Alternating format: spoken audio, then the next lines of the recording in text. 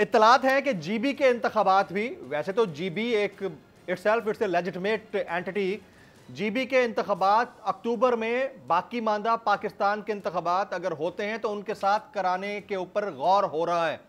आपके पास ये इंफॉर्मेशन है कि जीबी के इंतखाबात भी असम्बली तहलील करके दोबारा से हो सकते हैं अक्टूबर 2023 में? ये अर्ज ये है कि जीबी हमारा आईनी सूबा नहीं, हम मतलब ऑर्डर 2018 के तहत ये असम्बली बनी है और 5 साल पूरा करने का हमारा मैंडेट है। तो हमें जो है पाकिस्तान के दूसरे सूबों के साथ इलेक्शन करने का न जवाब होता है और न इस तरह कोई चीज़ है। अभी हमारा हुकूमत जो है 2.5 साल पूरा करेगा इंशाल्लाह, उसके बाद इलेक्शन होगा। ठीक, अच्छा विफाक आपकी मंशा के मुताबिक आपको बजट देगा, आप तवक्को कर रहे हैं? क्योंकि यही रोना आपके पिछले, यानी जाहिर है कि आप तो पार्टी का फॉरवर्ड ब्लॉक हैं, आपके जो पिछले वज़ीर आला थे वो यही रोना रोते थे कि जीबी को विफाक ने बजट नहीं दिए मंशा के मुताबिक।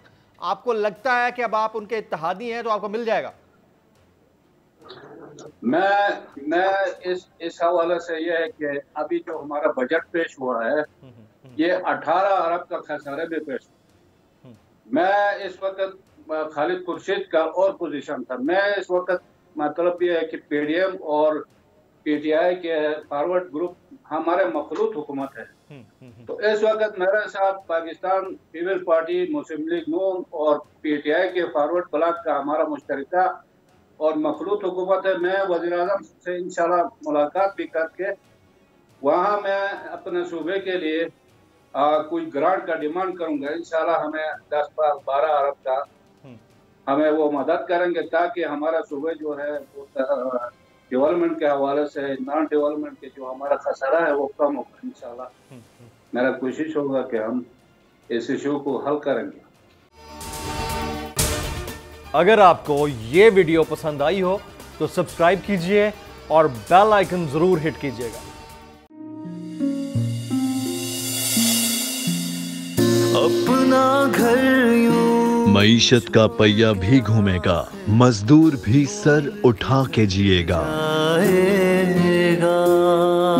खेतों में हरियाली लहराएगी, किसान भी खुशियां समेटेगा।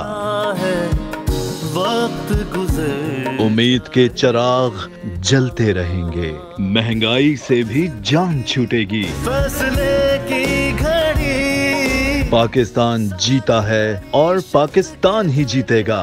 बोल बनेगा अवामी मसाइल की आवाज, पड़ेंगे कठिन फैसले, बात होगी मसाइल की लेकिन हल के साथ। देखिए खुसूसी नशरियात मिशन मईशत बुध के रोज 1 बजे सिर्फ बोल न्यूज पर। सब्सक्राइब करें और बेल दबाएं ताकि कोई खबर रह न जाए।